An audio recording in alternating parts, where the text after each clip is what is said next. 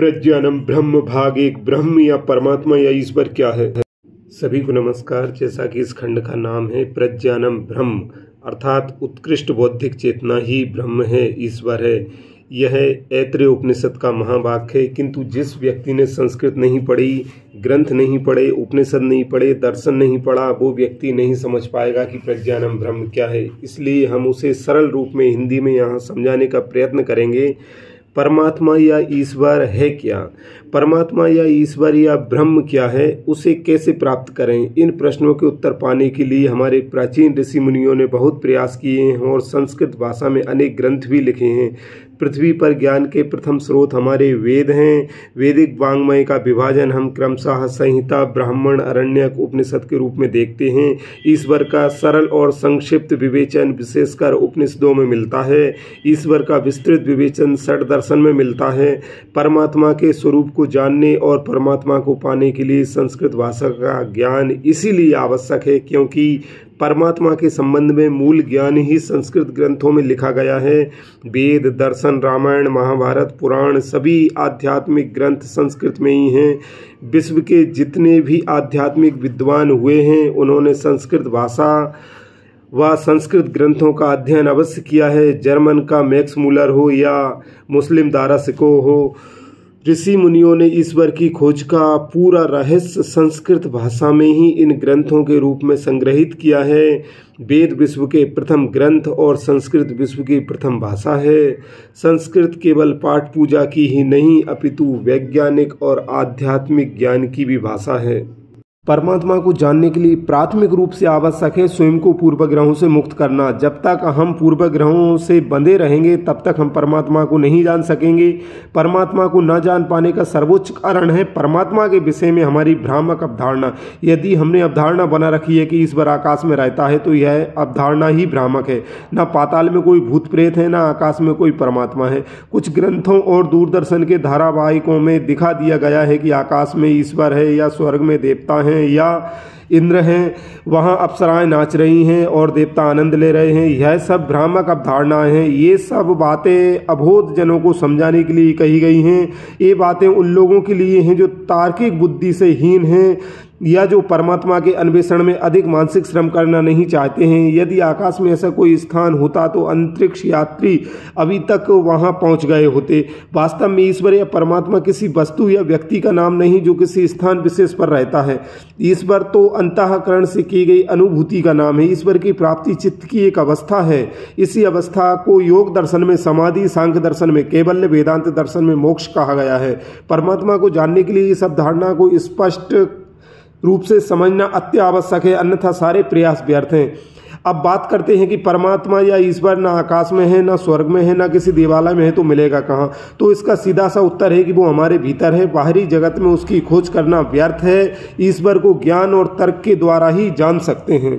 परमात्मा को मानना अहम ईश्वरम मन्ने, मैं ईश्वर को मानता हूँ, और परमात्मा को जानना अहम ईश्वरम जानामी, मैं ईश्वर को जानता हूँ। ये दो अलग अलग बातें हैं। विश्व में जितने भी लोग हैं वो चाहे किसी भी धर्म के हों, जो ईश्वर को मानते हैं उनमें से ईश्वर को जानने वाले 1% भी नहीं हैं।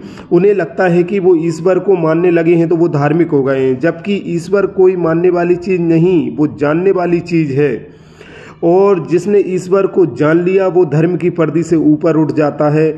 जब आत्मबोध होता है तो धर्म की सीमा पीछे रह जाती है। परमात्मा का कोई धर्म नहीं है। यदि परमात्मा का कोई धर्म होता तो फिर पृथ्वी पर दूसरा धर्म हो ही नहीं सकता था। ईश्वर के धर्म के विरुद्ध कोई दूसरा धर्म कैसे हो सकता था। परमात्मा की प्राप्ति धार्मिकता से नहीं, आध्यात्मिकता से होती है। ऐत्रेय उपनिषद का महावाक्य है प्रज्ञानम ब्रह्म, अर्थात उत्कृष्ट बौद्धिक चेतना ही ब्रह्म है। उस प्रज्ञान को पाने के लिए आध्यात्मिक होना ही पड़ेगा। आध्यात्मिकता का सीधा सा अर्थ है स्वयं के भीतर उतरना, क्योंकि परमात्मा हमारे भीतर है और उस तक पहुंचने के लिए भीतर उतरने के अतिरिक्त अन्य कोई विकल्प नहीं है। भीतर उतरने का अर्थ दारू पीकर अचेत होने से नहीं अपितु विशेष रूप से अपनी चेतना को जागृति अवस्था में रखकर जीवन जीते हुए ही प्रज्ञान को पाया जा सकता है। उपनिषदों के महावाक्यों को देखें तो पाते हैं कि वो परमात्मा को हमारे भीतर ही बता रहे हैं। यथा रसो वही साह, यह 73 उपनिषद का महावाक्य है। वो कह रहे हैं कि परमात्मा रस है, अर्थात आनंद है, आनंद की अनुभूति है और ये अंतःकरण से संभव है, ये हमारे भीतर से ही संभव है। अयम आत्मा ब्रह्म, यह मांडूक उपनिषद का महावाक्य है, अर्थात यह आत्मा ही ब्रह्म है और आत्मा का सीधा सा अर्थ है हमारा अंतःकरण, हमारे अंदर उतरना। तत्त्वमसि, यह छांदोग्य उपनिषद का महावाक्य है, वो तुम हो, अर्थात जिसकी तलाश कर रहे हो, जिस परमात्मा का अन्वेषण कर रहे हो वो तुम हो और तुम का अर्थ यहाँ तुम्हारे भीतर से है। अहम ब्रह्मास्मि, मैं ब्रह्म हूँ, मैं ईश्वर हूँ, यह बृहदारण्यक उपनिषद कहता है। अहम ब्रह्मास्मि का अर्थ वही है कि जब हम परमात्मा की उस परम चेतना को पा लेते हैं तो अहम ब्रह्मास्मि की अनुभूति हमें अंतःकरण से होती है। ये सभी महावाक्य परमात्मा का मार्ग हमें अपने भीतर ही बता रहे हैं। एक भी उपनिषद ऐसा नहीं कहता है कि परमात्मा अमुक स्थान या अमुक देवालय में रहता है। परमात्मा का मूल रहस्य यही है कि वो हमारे भीतर ही है, मात्र उस तक पहुंचना है और उसे जानना है। अहम ब्रह्मास्मि की अनुभूति उसी अंतःकरण में स्थित परमात्मा की उपलब्धि है। लोग उपनिषद में वह रही परमात्मा की निर्मल धारा को छोड़कर औचित्यहीन आडंबरों में ही अपना जीवन नष्ट कर देते हैं। मुझे फिर इसी बात की पुनरावृत्ति करनी पड़ेगी कि परमात्मा को जानने के लिए मात्र एक ही मार्ग है और कोई दूसरा मार्ग है ही नहीं। वह मार्ग है हमारे भीतर का मार्ग। हमें अपने भीतर, अपने अंतःकरण में उतरना ही पड़ेगा। जितने लोगों ने, ऋषि मुनियों ने, गौतम बुद्ध ने, महावीर ने, महापुरुषों ने, कबीर ने, रैदास ने, मीरा ने, रामकृष्ण परमहंस ने, या संसार के जितने भी तत्वदर्शी हुए हैं, उन सब ने इसी मार्ग से परमात्मा को जाना है। वो स्वयं के भीतर उतरे हैं, क्योंकि हमारे भीतर जो प्राण तत्व चैतन्य रूप में विद्यमान है वह साक्षात परमात्मा का ही अंश है। हमें उसी प्रज्ञान को पाना है। अब प्रश्न आता है कि उस तक पहुँचें कैसे, तो सीधा सा उत्तर है अंतर ध्यान, अर्थात अपने भीतर अंतःकरण में ध्यान लगाकर उस तक पहुँच सकते हैं। चित्त को एकाग्र करके और मन के विकारों को दूर करके हम वहाँ पहुँच सकते हैं। योग दर्शनम में तो दूसरे सूत्र में स्पष्ट कहा गया है कि योगश्च चित्त वृत्ति निरोधः, अर्थात चित्त की वृत्ति अर्थात मन के विकारों को रोककर ही हम योग कर सकते हैं, अर्थात उस परमात्मा से जुड़ सकते हैं। परमात्मा को पाने के इतने सरल व ऋजु मार्ग पर न चलकर अनंत वक्र मार्गों में भटक जाते हैं। लोग उपनिषद और दर्शन को छोड़कर दुनिया भर का कचरा पढ़ लेते हैं व उसे अपने मस्तिष्क में भर लेते हैं और भ्रामक अवधारणाओं में फंसकर उस परम तत्व, उस परमात्मा को पाने के लिए नाना प्रकार के आडंबरों में उलझ कर रह जाते हैं। जहाँ पहुँचना है वहाँ पहुँच नहीं पाते हैं। परमात्मा को तुम्हारे व्रत, उपवास, पाठ, पूजा, तीर्थ यात्रा, माला जाप, दान, धर्म, चिल्ला चोट, इन सब से कोई मतलब नहीं है। परमात्मा तो मात्र दृष्टा है, वो भोक्ता नहीं है। भोक्ता तो हम हैं, पर हमने भ्रामक अवधारणाओं के वशीभूत होकर उसे भी भोक्ता बना लिया है।